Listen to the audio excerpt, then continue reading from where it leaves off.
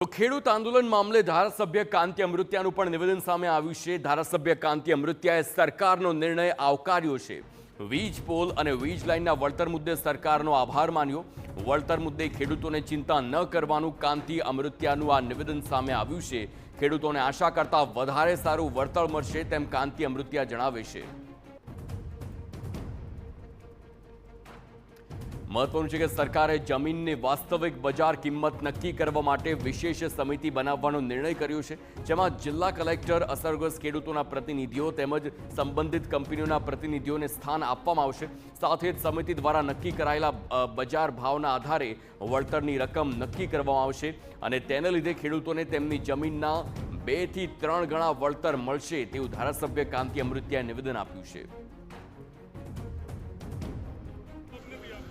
खूब सारी रीते बातचीत करी अने छेल्ला आ प्रोसीजर है छेल्ला 1.5 महीनाथी जे प्रोसीजर करवानी हती कारण के खेडूतोना हित माटेनो कायमी प्रश्न हल थाय अने कायमी खेडूतने न्याय मळे एवो जे आ निर्णय लीधो खूब खूब हूँ सरकारनो आभार मानु। खेडूतने पण मारी नम्र विनंती है कि आ निर्णय खूब सारो लीधो। तमे जे मनमा धारो छो एथी ओछामां ओछा 3 થી 2.5 થી 3 गणा पैसा मळशे।